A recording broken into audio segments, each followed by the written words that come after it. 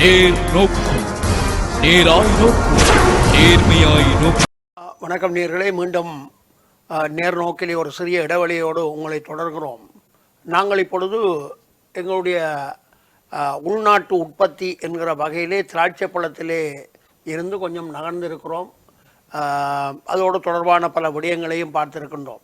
விவசாய அபிவிருத்தி என்று சொல்லப்படுவது மக்களோடு இணைந்த ஒன்று. மக்கள் அந்த அபிவிருத்திக்கு ஒத்துழைப்பு வழங்க வேணும், அதில் எந்த மறுப்பும் கிடையாது. ஆனால் யாழ்ப்பாணத்தை பொறுத்த மட்டில் என்னுடைய இன்னொரு பார்வையை உங்களோடு பகிர்ந்து கொள்ள விரும்புகிறேன். பெரும்பாலும் தரிசு நிலங்களை தானே இப்போ நாம் பார்க்குறோம். அது ரொம்ப வேதனையான ஒரு காட்சி. நான் யாழ்குடாநாடு முழுக்க போய் வருகிறவன். அப்படி போய் நீங்களும் அப்படித்தான் போய் வருகிற பொழுது முந்தி இருந்த அந்த பசுமை இன்னைக்கு இல்லை.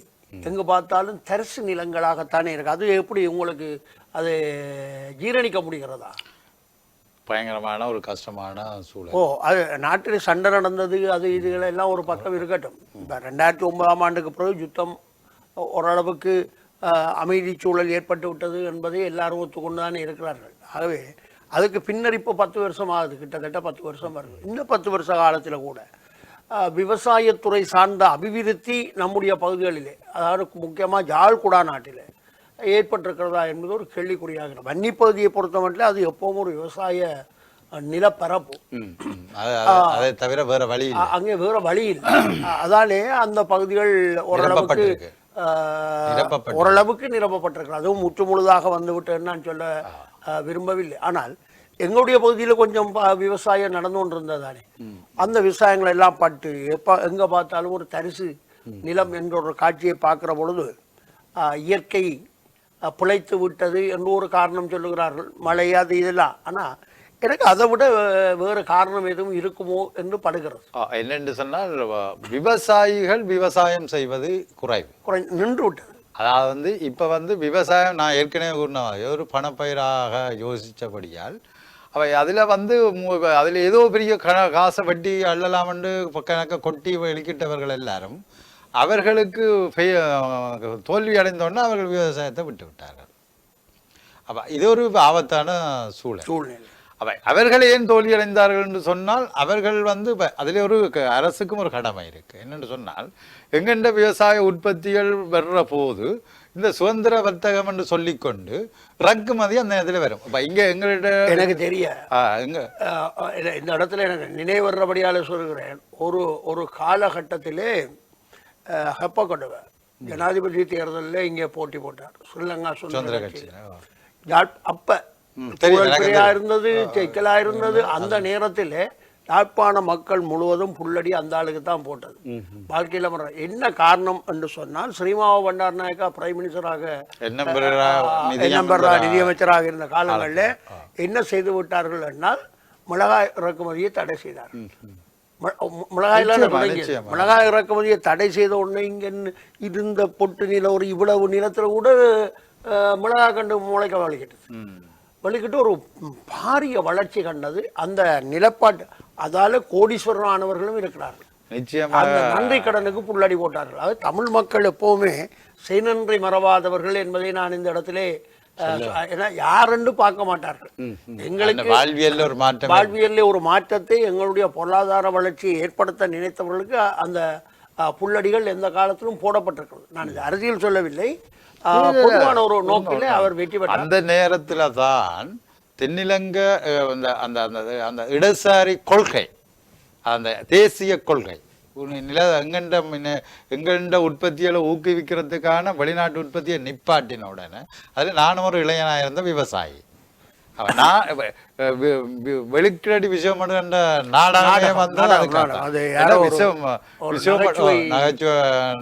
நடிகன் போட்டு என்னன்னு சொன்னால் விசுவமடுவில் இளைஞர்கள் படையெடுத்து போன காலம், விசுவமடு என்ற காலம். அப்ப இதுல இருந்தோண்டு வீடு வீடாக மரவழி கட்ட வந்த காலம், அழகுக்கு பூக்காண்டு வைக்கிற வீடுகள்ல எல்லாம் அந்த பூச்செடிகளை மிளகாய் செடி வைத்த காலம். அன்றைக்கு எங்கள்கிட்ட ஒரு தன்னிறைவு இருந்தது, விவசாயிகளோட வாழ்க்கையில ஒரு சுவிட்சம் இருந்தது. யாழ் வடபகுதி விவசாயிகள் கல்வீடு கட்டினாலும் சரி காணி வாங்கினாலும் சரி அந்த காலத்தில் என்பது யாராலும் மறக்க முடியாது. ஆனா இதுல என்ன என்றால் என்னுடைய கோணம், நான் ஒரு கொஞ்சம் வித்தியாசமா குறுக்கால போற கோணம் தானே நம்ம கோணம். இந்த விவசாயத்தை மறந்தோம், காய்ச்சட்டை போட்டு அரசாங்க உத்தியோகம் வேணும்னு விவசாய குடும்பமும் நினைச்சிட்டு. அது அது அது அது உண்மையில என்னன்னா இந்த எங்களுடைய கல்வி முறையில கோளாறு. இந்த கல்வி முறையினுடைய தவறுதான் விவசாயத்தை புறந்தள்ளி கிளாக் தான் எங்களுடைய உயிர் நாடி என்ற நிலைக்கு கொண்டு வந்தது. பெஞ்சன் பெற வேணும். இதை வலியுறுத்தின பிற்பாடு விவசாயம் என்ன செய்தான்? அண்மையிலே இப்ப படிக்க வேண்டும். கொண்டாயில் பகுதியிலே ஒரு திருமணம்னா அந்த பெண்ணுக்கு மாப்பிள்ளை பார்த்தாரு. அந்த சுவாரஸ்யத்துக்காக சிந்திக்க வேணும். அதுக்கு தான் சொல்றேன். மாப்பிள்ளை பார்த்தார்கள். பார்த்தா அந்த பெண்ணுக்கு மாப்பிள்ளை பார்த்தாருன்னா அவனோட சொந்த மச்சான். அவன் அந்த பகுதியில் விவசாயம் செய்கிற ஒரு பிள்ளை, நல்ல பிள்ளை, என்னுடைய மாணவன். இந்த பெண்ணும் என்னுடைய மாணவி. ஆனால் இவன் அந்த பையனை திருமணம் செய்வதற்கு மறுத்து விட்டான். அப்போ தகப்பனார் என்னிடத்துல ரொம்ப கவலைப்பட்டு கொண்டு வந்து சொன்னார், மாஸ்டர் நீங்கள் ஒருக்க வந்து கதைங்க, நீங்கள் சொன்னால் கொஞ்சம் கேட்பாங்க. சரின்னு நான் போனேன். போய் கேட்க அந்த பிள்ளை சொன்ன மறுமொழி என்னன்னா, நான் கட்டுறது 6 இருந்தாலும் வெளிநாட்டு மாப்பிள்ளையாக இருக்க வேணும். அந்த மோகம் இங்கே ஒரு வியாதி. அடுத்த அந்த விவசாயம் பட்டதுக்கு உண்மை காரணம். இப்போ அவன் நல்ல விவசாயம் செய்து மிகச்சிறந்த ஒரு லட்சாதிபதியாக வாழ்ந்து கொண்டிருக்கிறான் அந்த பகுதியில். ஆனா இந்த பெண் வெளிநாட்டுக்கு போய் போறாங்க, துன்பப்படுறதாக கேள்வி, அது வேற விஷயம். ஆனா என்ன மோகம், அந்த மோகம் ஆர்ட்ட வருது. அது எப்படி வந்தேன்னு சொன்னால், ஜேஆர் அரசாங்கத்தில் இருக்கிற காலத்துல எங்கள் நாட்டில் யுத்தம், இளைஞர்கள் உற்பத்தியிலே ஈடுபட்டார்கள், யுத்தத்திலே ஈடுபட்டார்கள், நாட்டையும் செப்பனிட்டார்கள். அந்த காலத்தில் ஓப்பன் விசாண்ட அறிமுகப்படுத்தி விட்டார்.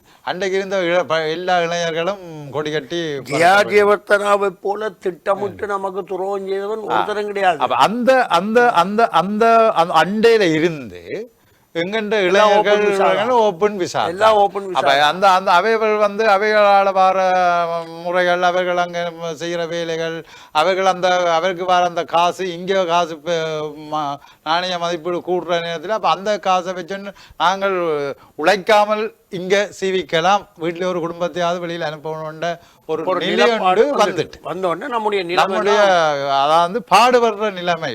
அதாவது உண்மையில உழைப்பு என்பதுதான் ஒன்று நிரந்தரமானது. உழைக்க நாங்கள் எப்ப மறக்கிறோமோ அன்றைக்கு எங்களுக்கு உழைப்பவன் தான் ஒரு நாட்டினுடைய உயிர் நாடி. நிஜம் அதுதான். அவன் உழைக்க மறக்கிறதனுடைய விளைவு இந்த மோகங்களும் அடிப்படை காரணம். அரசாங்கத்தை பற்றி யோசிக்கலன்னா அரசாங்கத்தை 12% தான் அரசாங்க உத்தியோகம் என்ன. இனிமேல் வருங்காலத்தில் தனியார் துறை தான் 80% தனியார் 30-70 இப்ப என்றால் இப்ப அது என்னன்னு அந்த அந்த முறை அந்த அந்த மோகம், அந்த மோகம் வந்து எங்களை இன்றைக்கு நிற்கதில்லை. இன்றைய திருப்பி வந்துட்டேன் சுழற்சியா. என்னன்னா இன்றைய சிந்திக்கிற இளைஞர்களும் நிறைய பேர் இருக்கிறார்கள். அப்படி சொல்லுகிறீங்க? ஓ நிச்சயமாக அப்படி சிந்திக்கிற இளைஞர்கள் இருப்பதாக எனக்கு படம் இல்லை. என்னென்றால் நீங்க யோசிச்சு பாருங்க, எத்தனை குடும்பத்து இளைஞர்கள் விவசாயம் செய்து பாதுகாக்கிறார்கள், விவசாய கூலி தொழில் செய்து பாதுகாக்கிறார்கள். அவர்கள் இன்று வரையும் நேரம் இல்லாமல் உழைச்சு பாதுகாக்கிறார்கள். எங்க பிரச்சனை வருது என்றால் வெளிநாட்டில இருந்து காசு வர்ற குடும்பம் இருக்கல்லோ. இந்த குளப்படி செய்கிற இளைஞர்கள் என்பது நான் சும்மா வேடிக்கைக்காக அப்படி சொன்னேன். இந்த குளப்படி செய்கிற இளைஞர்கள் என்பது 20% தான். 80% இளைஞன் குடும்பத்தை யோசிக்கிறான். ஆனா இந்த 20% பண்ற வேலை எல்லாரையும் அப்படியே சொத்துக்கு மாதிரி இதை மாறித்தான் யோசிக்கணும். ஏன்னா அப்படின்னா தமிழ் இளைஞர்கள் முழு பேருமே இப்படி குளப்படி பண்றவர்களானா இல்ல. அப்படியெல்லாம் 80% இளைஞர்கள் ஆரோக்கியமாகத்தான் இருக்கிறார்கள். அவர்கள் குடும்பத்தை நினைக்கிறார்கள், நாட்டை நினைக்கிறார்கள், எல்லாத்தையும் நினைச்சொன்னா இருக்கிறார். இந்த 20% தான் இந்த அட்டாசம் பண்ணுது. இந்த 20% நீங்கள் சொன்னதுக்கெல்லாம் வரும். என்னதுக்குள்ள வரும்னா, இந்த வெளிநாட்டில இருந்து பணம் வந்து அந்த பணம் எப்படி வருகிறது என்று தெரியாமல் அதுக்குள்ள போறவர்கள். அது மட்டுமே நான் ஒரு சில இடையில சில பிரச்சனைகளை யோசிக்கக்கூடிய இருந்தது. இந்த பல்தேசிய கம்பெனிகள், இந்த பைனான்சியல் கம்பெனிகள், இந்த லீசிங் கம்பெனிகளும் கூட இந்த இளைஞர்களை தவறான பாவிக்கிறதுக்கான ஒரு ஒரு நிலைமையும் இருக்கிற மாதிரியான கருத்து வருது. அது இல்ல, உண்மையா யாழ்ப்பாணத்தினுடைய பொருளாதாரத்துக்கு ஏற்பட்டிருக்கிற ஒரு பெரிய பிரச்சனைக்கு இந்த லீசிங் கம்பெனிகள் காரணம். அதுகளும் ஒரு காரணமா இருக்கிற கதை இருக்கு. ஆகவே இந்த லீசிங் கம்பெனியை நாங்கள் அடுத்த நிகழ்ச்சியிலே தொடர்வோம் என்று கூறி இன்றைய இந்த நிகழ்ச்சியிலே என்னோடு கலந்து கொண்ட தங்கராஜ் அவர்களோடு உங்களிடத்திலே விடைபெறுகிறோம். நன்றி, வணக்கம். நன்றி.